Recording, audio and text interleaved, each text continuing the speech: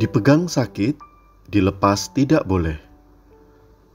Mazmur 119 ayat 97.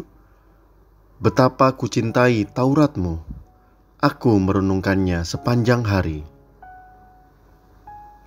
Seorang pemuka agama dalam sebuah pernyataannya pernah mengatakan bahwa beragama itu seperti memegang bara api, dipegang sakit tetapi dilepaskan tidak boleh.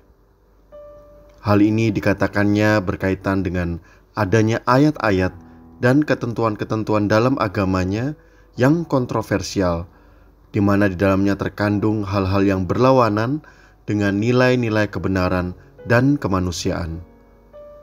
Memang ada ketentuan-ketentuan seperti membunuh orang yang tidak sepaham, boleh berbohong, berpoligami, bahkan masalah seksual dan sebagainya, yang jika dilakukan mengganggu peradaban dan akal sehat dan tentu menyakitkan.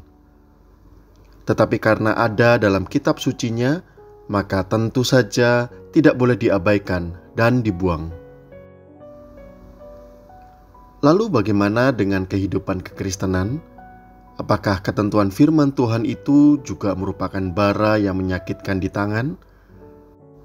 Memang beberapa ayat di Alkitab mensyaratkan hal-hal yang sukar dipahami, seperti dalam Lukas 6 ayat 27 hingga 28. Tetapi kepada kamu yang mendengarkan aku berkata, kasihilah musuhmu, berbuatlah baik kepada orang yang membenci kamu, mintalah berkat bagi orang yang mengutuk kamu, berdoalah bagi orang yang mencaci kamu.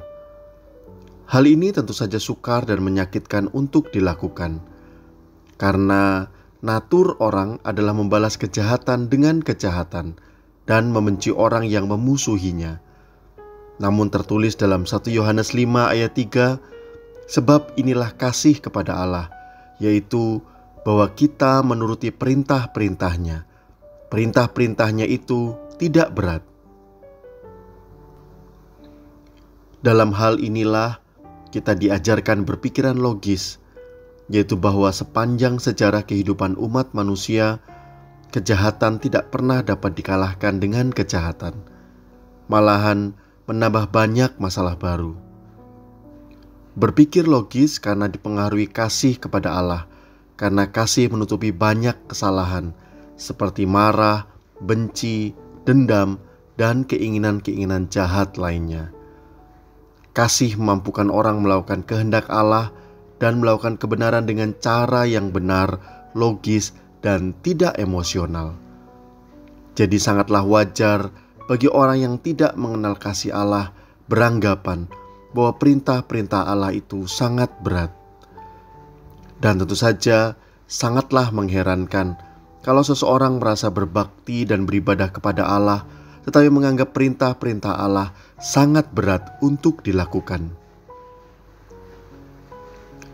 Ketika kehidupan kehilangan esensinya, yaitu kasih, maka dunia harus dijejali dengan berbagai hukum dan aturan yang memenjarakan manusia dalam penjara rasa takut terhukum.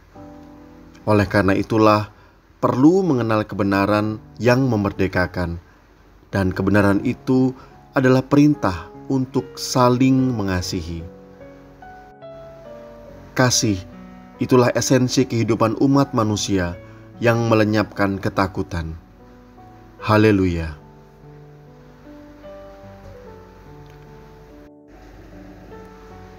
Ketika kehidupan kehilangan esensinya, yaitu kasih, maka dunia harus dijejali dengan berbagai hukum dan aturan yang pada akhirnya malah membelenggu manusia itu sendiri.